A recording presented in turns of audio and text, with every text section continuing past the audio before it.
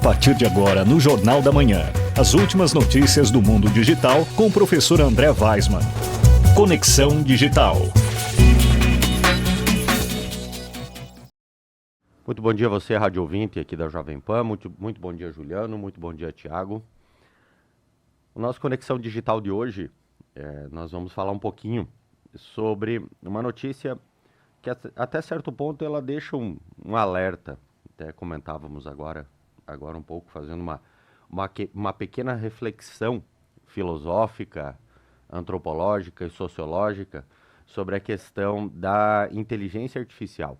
Então, o ser humano, e eu vou falar muito sobre isso, porque é o grande momento, todo mundo fala da inteligência artificial e das implicações que podem vir no futuro. Se realizarmos uma pequena análise a partir do próprio ser humano, o ser humano tornou-se o topo da cadeia alimentar devido à sua capacidade de raciocínio, à sua inteligência. Então, com isso, nós estamos num topo que não nos pertence. Então, naturalmente, o ser humano é comida, não é o topo.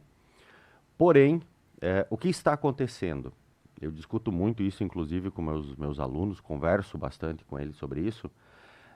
O ser humano, com o passar dos anos, ao invés dele estar adquirindo mais conhecimento, aprendendo mais, a partir das bases de dados que nós temos, a partir das fontes de conhecimento mais fáceis que nós temos, na verdade, o ser humano está transferindo essa capacidade para a tecnologia.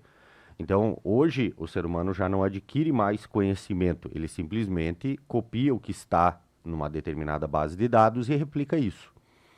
O que pode acontecer no futuro? Pode acontecer da inteligência artificial evoluir mais do que nós. Então, o ser humano, como ele chegou num momento de estabilidade, até se observarmos diversas estatísticas que existem no Brasil e no mundo, onde fala-se que as gerações atuais elas estão adquirindo menos conhecimento do que a geração passada, e sempre foi o inverso. Nós sempre tivemos um acréscimo, hoje nós estamos num decréscimo de conhecimento. Apesar da informação estar à nossa mão de uma maneira muito mais fácil. Talvez isso tenha desestimulado o ser humano a buscar pela informação. Porque como está do lado, então hoje ninguém mais memoriza número de telefone. Por que você vai memorizar o número do telefone de alguém? Se você tem uma agenda na sua mão. Né? Antigamente você procurava na lista telefônica, para não procurar na lista, e se você não tivesse a lista, você tinha que saber de qual era o número de telefone. Agora não precisa mais. E tantas outras informações, endereços. Você precisa saber o endereço básico hoje, até você não precisa mais nem saber o nome da rua. Você só sabendo um ponto de referência, o GPS já te mostra o caminho aproximado e já te leva. Então, como o ser humano ele está deixando de lado essa informação, ele não está mais armazenando informação, ele está se utilizando da informação que estão em bases de dados, pode acontecer que a inteligência artificial no futuro, ela chegue a um ponto de evolução que ela olhe para o ser humano e diga, olha, eu sou mais inteligente do que você, eu me tornei o topo da cadeia alimentar. Então, existe esse risco. Né? Por que eu falo sobre isso? Pesquisadores da Universidade de Genebra, eles fizeram o quê? Eles criaram inteligência artificial que aprende a partir das instruções de uma outra inteligência artificial. Então, simula muito o que os pais fazem com os filhos. Então, nós pais, quando conversamos com os nossos filhos, passando a eles alguma informação importante para a vida deles, eles assimilam essa informação e aprendem a partir dali e passam a executar ou não aquela determinada tarefa ou aquela determinada dica que você deu a eles. Essas inteligências fazem a mesma coisa. Então, uma inteligência conversa com a outra inteligência artificial, passando informações e a outra aprende a partir disso. Então, você tem uma comunicação e uma transferência de aprendizado de uma inteligência para outra. Não que as inteligências artificiais precisem disso. Elas não precisam necessariamente conversar umas com as outras. Basta elas compartilharem suas bases de dados umas com as outras e elas vão aprender a partir dali. É como quando nós compartilhamos um livro. Então você pega um livro, empresta para o seu amigo vai ler esse livro e a partir dali ele adquire o conhecimento que está naquele livro. Basicamente, as inteligências artificiais podem fazer isso também. Mas agora elas também podem, em conversa umas com as outras, aprender. Então, isso foi uma simulação realizada pela Universidade de Genebra, então dizendo que é possível que uma inteligência artificial ensine a outra através da conversa, através de passar comandos umas para as outras. Outra informação interessante, agora em março entrou em vigor na União Europeia o marco sobre a liberação e o uso de plataformas diferenciadas nos meios digitais, aonde obriga a Apple a abrir a sua plataforma de aplicativos para outras empresas, para outros desenvolvedores, para outros que não seja só a plataforma Apple.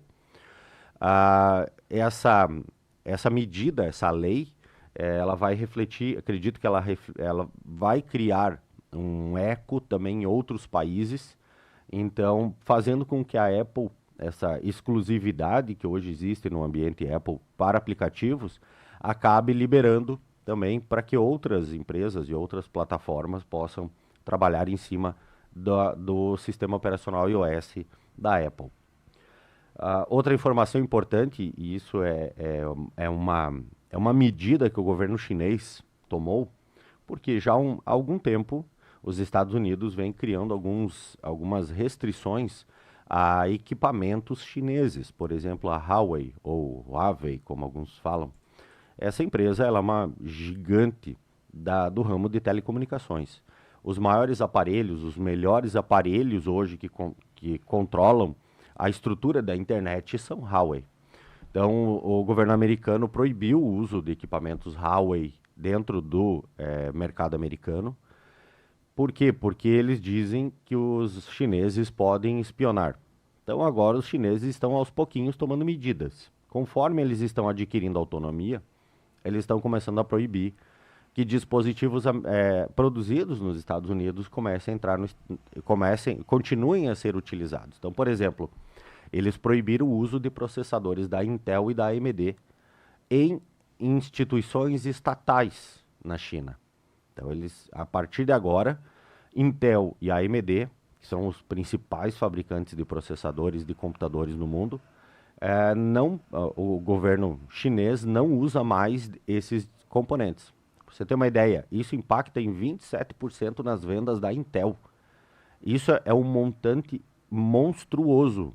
27% do total de vendas de uma empresa é muita coisa.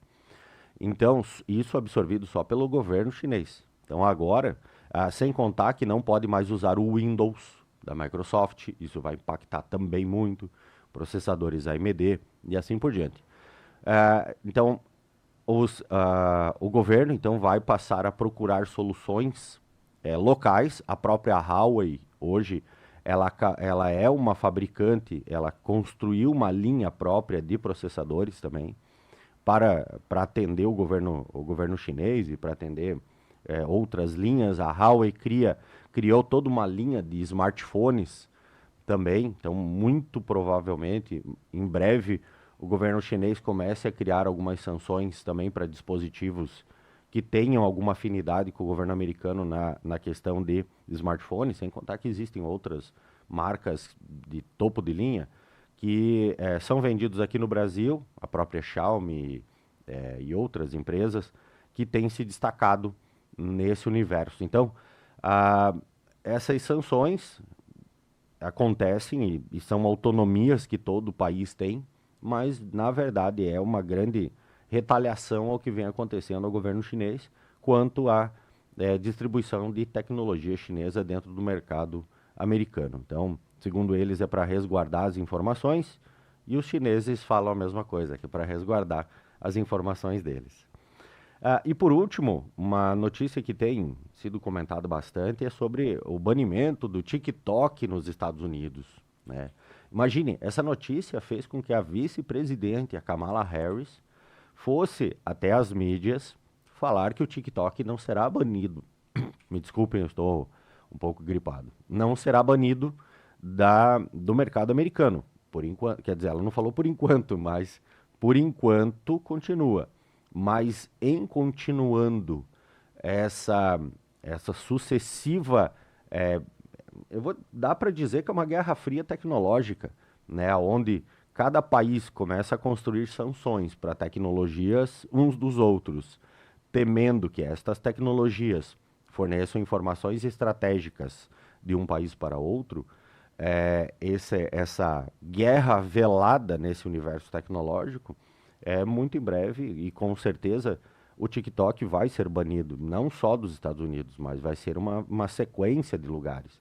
Mas daí você teria que banir também o Instagram, Facebook, né, e tantas outras plataformas, que a função dessas plataformas, na verdade, é coletar informações, é coletar dados, é alimentar o universo do Big Data, né, que hoje fala-se tanto do Big Data, que são essas grandes bases de dados, para que essas empresas vendem, comercializam, para que outras empresas tomem decisões estratégicas de venda de produtos, de público, de interesse. Então, já comentei várias vezes aqui, a câmera frontal do smartphone não é para tirar selfie. A câmera frontal do smartphone é para ficar analisando reações dos usuários. Quando você está analisando suas redes sociais, ele fica analisando suas reações conforme a notícia que aparece na sua frente, conforme a propaganda que aparece na tua frente. Então você não precisa clicar em nada. Só a reação, por exemplo, a reação da pupila do teu olho. Se você apresentou algum interesse, tua pupila dilata, né? É um sinal de paixão. Então, ele fica analisando. Então, se você apresentou uma reação de espanto, uma reação, eles já sabem se você teve interesse por aquela notícia, por aquela propaganda, que faixa etária que você tem, e ali é esse universo do Big Data, né, de informações. Então, essas plataformas, redes sociais, elas viraram hoje um grande coletor de informações. Então, ou cria-se um marco regulatório das redes sociais que valha mundialmente, ou com o passar do tempo vai começar uma guerra do banimento das redes sociais nos países. Então, os Estados Unidos vai banir TikTok, já na China já não funciona direito o Instagram, tem a própria rede lá, porque é um país comunista, então eles regram o que acontece, mas acontecerá o banimento em nível mundial aí de muitas outras plataformas.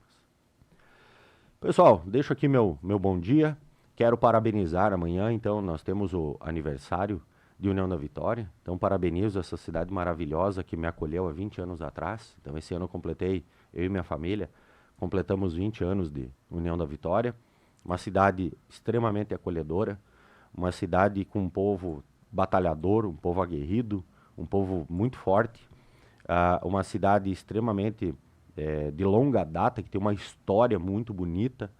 Então eu quero agradecer essa maravilhosa cidade por ter me acolhido a mim e a minha família há 20 anos atrás, e hoje me dá a oportunidade de exercer o trabalho que eu amo tanto aqui em União da Vitória. Então, parabéns à União da Vitória, parabéns à sua população, parabéns a todos aqueles que lutam todo dia para fazer dessa região uma região melhor. Então, deixo aqui meu grande agradecimento nesse momento festivo de União da Vitória.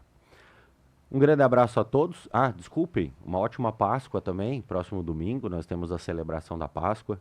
Então deixo a todos aqui também um desejo de muitas alegrias, muitas felicidades, de aproveitar esse momento de celebração familiar.